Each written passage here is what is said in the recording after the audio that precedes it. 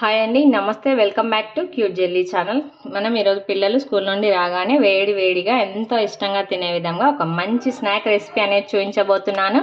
తప్పకుండా ట్రై చేయండి, మీ పిల్లలు అయితే చాలా ఇష్టంగా ఇప్పుడు మనం ప్రాసెస్ స్టార్ట్ చేద్దాం. ఈ విధంగా ఒక బౌల్ తీసుకొని ఇందులోకి 1 కప్ వచ్చేసి గోధుమ పిండి తీసుకున్నాను. ఈ గోధుమ పిండిలోకి ఒక 1/2 స్పూన్ ఉప్పు, ఒక 1/2 స్పూన్ పసుపు, ఒక 1/2 స్పూన్ కారం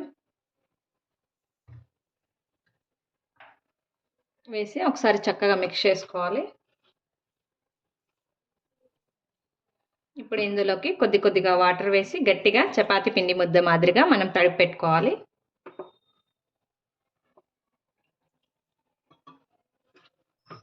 మనం పిండిని చేత్తో వీలైనంత బాగా ఒత్తుకోవాలి. ఈ విధంగా పిండి ముద్దని చాలా సాఫ్ట్గా కలిపి పక్కన పెట్టుకోవాలి. ఇప్పుడు ఇందులోకి పైనుండి కొద్దిగా ఆయిల్ వేసి మనం పిండి ముద్దకి అంతటికి స్ప్రెడ్ చేసుకోవాలి. ఈ విధంగా పిండి ముద్దను తరుపుకున్న తర్వాత పైనుండి ఒక లిడ్ క్లోజ్ చేసి ఒక 10 నుండి 15 నిమిషాలు పిండి బాగా నాననివ్వాలి. ఇప్పుడు మనం స్టఫింగ్ ప్రిపేర్ చేసుకుందాం. ఇందులోకి ఒక ప్యాన్ పెట్టుకోవాలి. ప్యాన్ కాస్త హీట్ అయిన తర్వాత ఒక 2 స్పూన్స్ వచ్చేసి ఆయిల్ వేసుకోవాలి. ఆయిల్ మనకు చక్కగా హీట్ అయిపోవాలి. ఆయిల్ హీట్ అయిన తర్వాత ఇందులోకి కొద్దిగా పోపు దినుసులు యాడ్ చేసుకోవాలి. పోపు దినుసులు వేసిన తర్వాత ఒక 2 పెద్ద ఉల్లిపాయలు తీసుకుని ఈ విధంగా చిన్న పీసెస్గా కట్ చేసుకోవాలి. ఈ ఉల్లిపాయ ముక్కల్ని కూడా మనం ఆయిల్లోకి డ్రాప్ చేసుకోవాలి. ఆనియన్ కూడా వేసి మనం చక్కగా గోల్డెన్ బ్రౌన్ కలర్ వచ్చేదాకా బాగా వేయించుకోవాలి. చూడండి, ఈ విధంగా కాస్త ఉల్లిపాయ మెత్తబడిన తర్వాత ఇందులోకి కొద్దిగా ఒక 1/2 స్పూన్ అల్లం వెల్లుల్లి పేస్ట్ వేసుకోవాలి. అల్లం వెల్లుల్లి పేస్ట్ కూడా వేసి చక్కగా ఒకసారి బాగా మిక్స్ చేసుకోవాలి.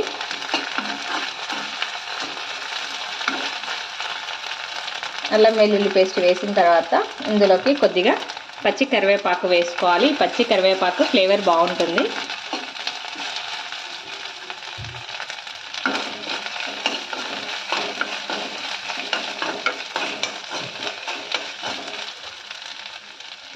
కరివేపాకు కూడా వేసి ఒకసారి మిక్స్ చేసుకున్న తర్వాత ఇందులోకి ఒక 1/2 స్పూన్ ఉప్పు, కొద్దిగా పసుపు, అదేవిధంగా ఒక 1/2 స్పూన్ వచ్చేసి కారం కూడా వేసుకొని చక్కగా మిక్స్ చేసుకోవాలి.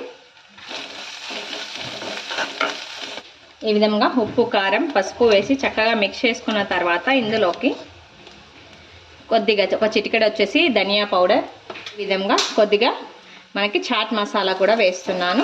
చాట్ మసాలా కూడా వేసి ఒకసారి చక్కగా మిక్స్ చేసుకోవాలి. ఇంకా కొద్దిగా ధనియా పౌడర్, చాట్ మసాలా కూడా వేసిన తర్వాత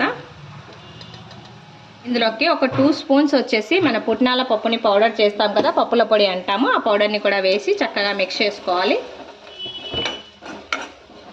ఈ విధంగా పుట్నాల పప్పు పౌడర్ కూడా వేసి ఒకసారి చక్కగా మిక్స్ చేసుకోవాలి. మీరు ఈ పుట్నాల పప్పు ప్లేస్లో శనగపిండి బేసన్ అంటాం కదా, దాన్నైనా యూజ్ చేసుకోవచ్చు, ఏం పర్వాలేదు. ఈ విధంగా పుట్నాల పప్పు వేసి మిక్స్ చేసుకున్న తర్వాత శుభ్రంగా కడిగిన కొద్దిగా కొత్తిమీరని కూడా చిన్న పీసెస్గా కట్ చేసి ఇందులోకి వేసి ఒకసారి మిక్స్ చేసుకొని వెంటనే స్టవ్ ఆఫ్ చేసేసుకోవాలి.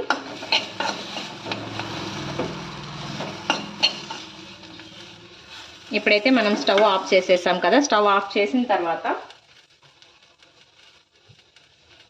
ఇందులోకి 1 స్పూన్ నిమ్మకాయ రసం, అంటే మన లెమన్ జ్యూస్ అనేది 1 స్పూన్, అది కూడా స్టవ్ ఆఫ్ చేసిన తర్వాత మాత్రమే వేసుకోండి.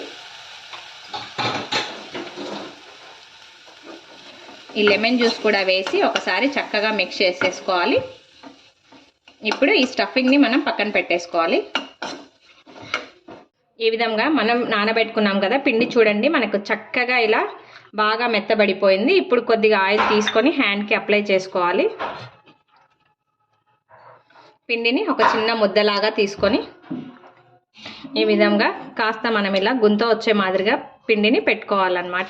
ఈ పిండిలోకి మనం ప్రిపేర్ చేసుకున్న స్టఫింగ్ని యాడ్ చేసుకోవాలి. సైడ్ నుంచి ఈ విధంగా లైట్గా క్లోజ్ చేసుకుంటూ మనం స్టఫింగ్ అంతటిని కనబడకుండా కవర్ చేసుకోవాలి.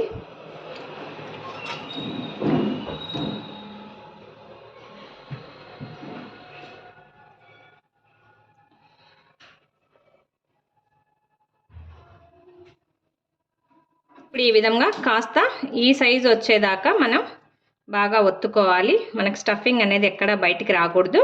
మనకు చిన్నగా కావాలంటే చిన్నగా, కాస్త పెద్దగా కావాలంటే పెద్దగా ఒత్తేసుకోవచ్చు అనమాట. ఈ విధంగా ప్రిపేర్ చేసుకోవాలి. అన్నింటినీ ఒక ప్లేట్లో ఉంచుకోవాలి మనం. అదేవిధంగా మిగతా వాటిని కూడా ప్రిపేర్ చేసుకుందాం.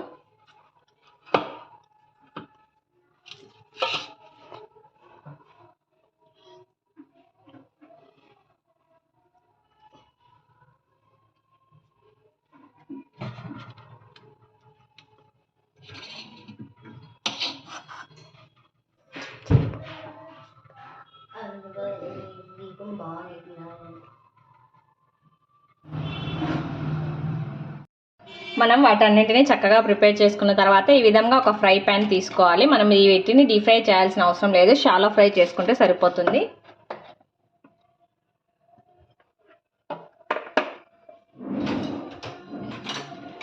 మనకు ప్యాన్ కాస్త హీట్ అయిన తర్వాత ఇందులోకి ఒక 2 స్పూన్స్ వచ్చేసి ఆయిల్ యాడ్ చేసుకోవాలి. ఎక్కువ అవసరం లేదు. మనం వేసుకున్న ఈ ఆయిల్ అనేది చక్కగా హీట్ అయిపోవాలి. చూడండి, చాలా తక్కువ ఆయిల్ పడుతుంది. ఆయిల్ కాస్త హీట్ అయితే సరిపోతుంది మనకి.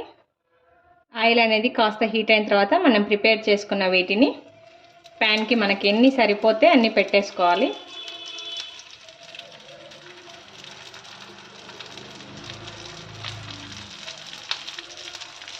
నాకైతే ఇక్కడ 5 పట్టాయి. చక్కగా ఒక సైడ్ బాగా గోల్డెన్ బ్రౌన్ కలర్ వచ్చిన తర్వాత ఇంకో సైడ్ టర్న్ చేసుకోవాలి మనం.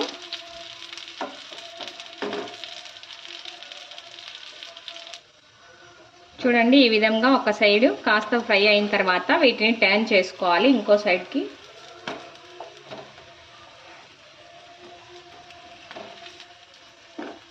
వర్షం పడుతున్నప్పుడు వేడి వేడిగా వీటిని ఇలా ప్రిపేర్ చేసుకొని తింటే చాలా బాగుంటాయి టేస్ట్. మనకు ఆ 2 స్పూన్స్ ఆయిల్తోనే అన్నీ కాలిపోతాయి అన్నమాట. ఎక్స్ట్రాగా ఆయిల్ ఏం అవసరం లేదు వీటికి. చూడండి, ఈ విధంగా మనం 2 సైడ్స్ టర్న్ చేసుకొని చక్కగా ఈ విధంగా బాగా కాలిపోవాలి మనకు.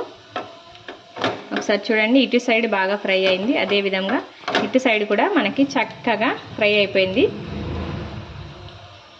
ఈ విధంగా చక్కగా మిగతా వాటిని అన్నింటిని కూడా మనం షాలో ఫ్రై చేసుకోవాలి. మనకి ఎక్కువ ఆయిల్ కూడా తీసుకోదు కాబట్టి పిల్లలకి హ్యాపీగా ఇచ్చేసేయచ్చు. స్కూల్ నుంచి రాగానే ఈ చల్లటి క్లైమేట్కి పిల్లలు అయితే చాలా ఇష్టంగా తింటారు. చాలా సింపుల్ ప్రాసెస్, తప్పకుండా అందరూ ట్రై చేయండి. ఈ రెసిపీ కనుక మీకు నచ్చినట్లయితే లైక్ చేయండి, షేర్ చేయండి, తప్పకుండా అందరూ సబ్స్క్రైబ్ చేయండి. Thanks for watching.